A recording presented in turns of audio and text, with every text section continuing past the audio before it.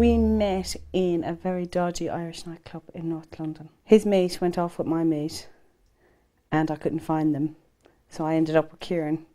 I knew the first time I met him I was going to marry him. He was so kind. He'd do anything for anybody, so he would. And he was fun. He was a laugh. He just loved family life and, you know, having people around him and his friends around him. His friends loved him. He was really loyal to his friends. He was a hard worker. He loved his work. He was just an ordinary guy. He was just that special to me.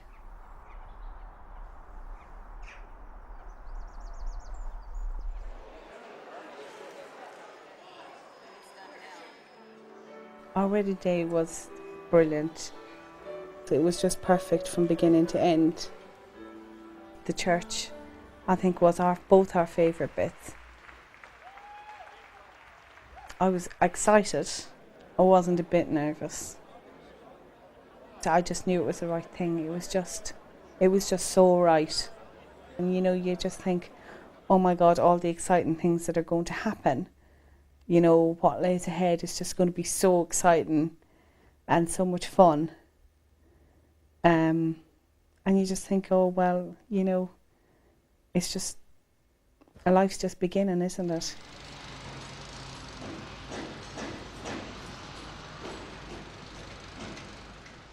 Safety was something that he would have seen. I'm not saying he was perfect all the time himself as well. He'd say something, you know, and you'd think, oh, well, why did you do that? And he'd say, oh, yeah, why did I do that? But it was the culture. He was working on a job and he said to me, oh, you'll never guess what happened. And I said, what do you mean, you'll never guess what happened? He said, oh, I nearly got killed today. And I said, don't say that, don't say that. And he said, oh, yeah, somebody was working above him and there was a gap in the deck and a block had fallen and just missed him. I just felt shivers up my spine and I said, oh, don't tell me, I don't want to know anymore. Because as a wife or a girlfriend to somebody who works in construction, I mean, your biggest fear is that they're never going to come home. Kieron was working on a job and he was working with a guy called Patsy. They'd been working together for weeks and they'd been working in the same section on this day and unfortunately there was an accident on site and Patsy got killed.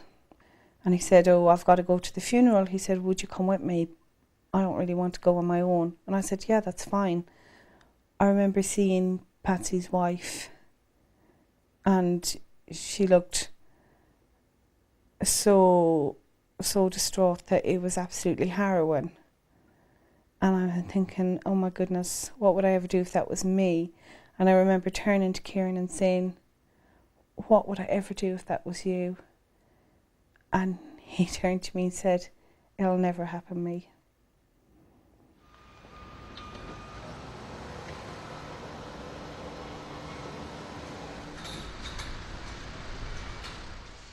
It was a Monday. I'd been on night duty over the weekend and I'd gone to work on Sunday night. I stayed at work late the next morning. We were having a team meeting and I wanted to speak with some of the nurses or some of my colleagues because I'd been doing a lot of night duty and Kieron and I had decided to try for family. And I went home. I called to my friends on the way home for some lunch because it was about 12 o'clock now. And then I went home. I rang Kieron before I went to bed. The last thing I said to him, I said, oh, I love you. And he said, yeah, me too, because obviously you can't say it in the canteen with all the lads listening, so you can't. For some reason, I woke up about an hour later or so. I think it was about 3:10. Got a drink of water and I was just about going back into bed and my phone rang. And it was Kieron's brother's name came up on the phone and I just knew straight away because Kieron's brother wouldn't ring me usually. And he said, Jen, there's been an accident. And he said, but it's okay, the air ambulance are there. And at that point, I said, he's dead. I tried ringing Kieran's phone, couldn't get an answer. And I tried ringing for an hour and a half and I couldn't get anybody. I couldn't find out what was going on. And then Kieran's brother rang me again to say he'd spoken with the police and they wanted us to come to Limehouse Police Station. I got to Limehouse Police Station. They took us in a back way. We went up this narrow stairs and we walked into the room and Jazz was his name. He said to me, he goes, "Oh, Mrs. Deeney, I'm sorry to tell you, your husband was involved in an accident and he died on site this afternoon."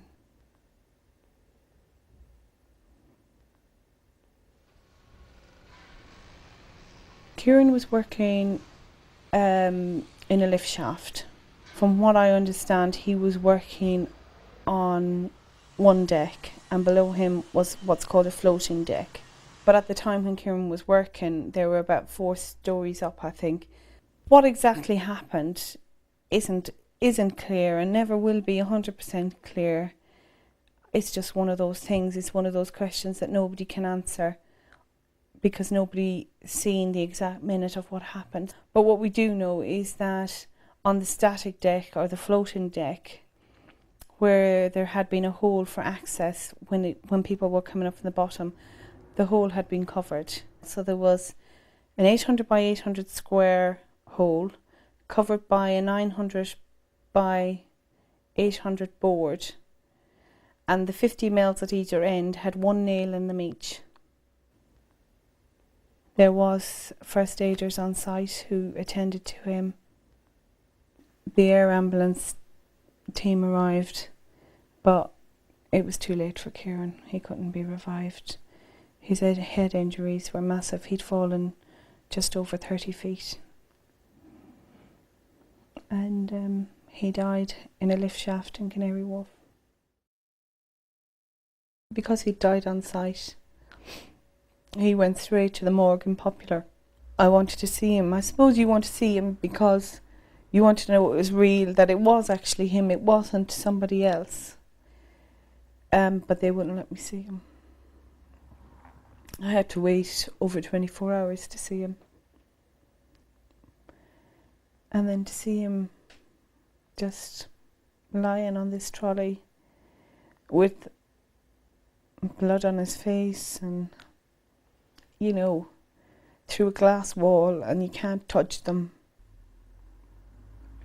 And not being with Kieran when he died,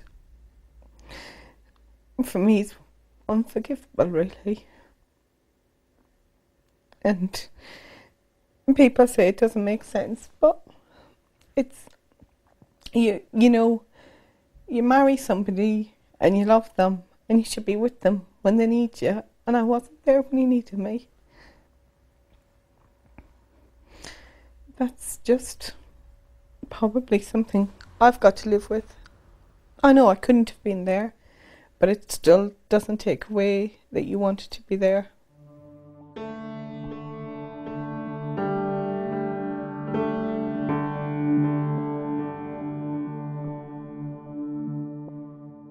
He was buried nearly 14 weeks to the day after we got married, with the same people in the same church. As they lowered his coffin to the ground, the sun shone. And I remember hearing in my head, and I suppose you can put words in your head, and there was this gentle breeze, and I remember thinking, it was like he'd spoken to me and said, you know what, I'm not down there, I'm all around you.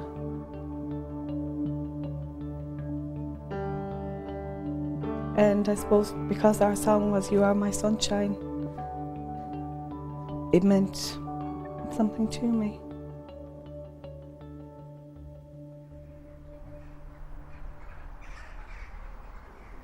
Nothing prepares you. This is the worst thing that can happen to anyone. 1 minute, you've just been married, you're planning a house in Ireland, you're planning to have a family, you've got a life, you've got your friends, everything is good. I grew up with Kieron, and now here I was with nothing. So Kieron lost his life, but I lost mine. I lost everything. I lost my present, I've lost my future. You know, any hopes or dreams you have are gone, aren't they? There's nothing left.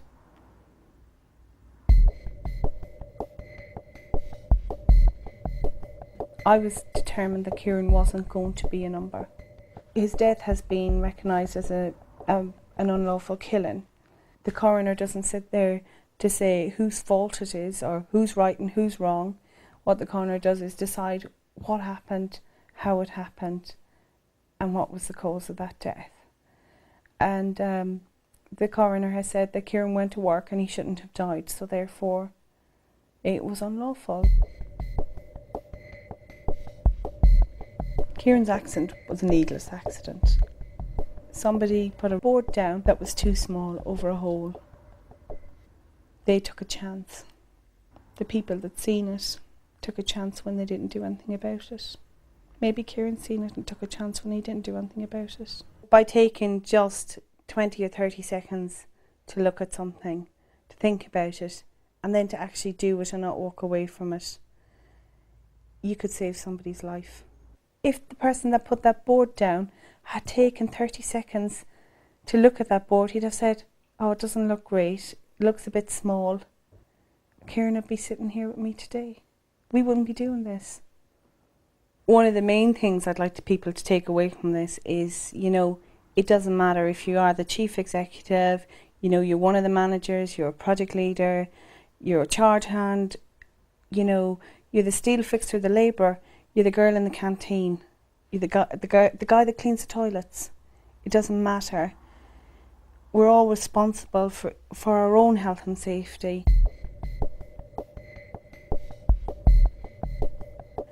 I like people, you know, to actually care about the people that they're working with. And in that, you know, it's the simple things. Tidy up after you. You know, if you see something you don't like, tell them you don't like it. If people work together, the things that you can achieve are a lot more than if you work on polar ends. It's never the big things that cause an accident. It wasn't a big thing that caused Kieron to die. It wasn't something major, it was something small. Let the company worry about the big things, but the guys on the ground have to worry about the small things. And they're the things that save lives. If we all do something little every day, then the impact of that is going to be huge. And the changes that are made are going to be huge. You need to lead by example, don't you? If somebody is being manly enough to come up and say, you know, there's a problem, then, you know, actually give them the courtesy and the respect that they deserve for doing that. Don't just nod and agree that that's what they should be done. Follow it through. I'm not oblivious to the fact that at the end of the day, construction companies are companies that need to make money, that need to make a profit. How much does a death cost?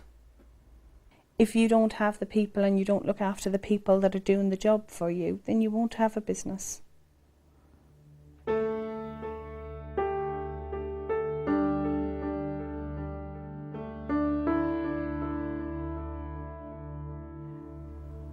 I wanted a memorial to Kieron because I didn't want Kieron just to be another number. I wanted him remembered where he died. But I wanted something that was fitting to him and something that would show him for the person of who he was. We were celebrating a life and we were celebrating, you know, that people recognised that it was an important life, and that by making a memorial to it, we've something to strive to know that we can make changes, and that by working together that we can change things. And so for me, that's really important.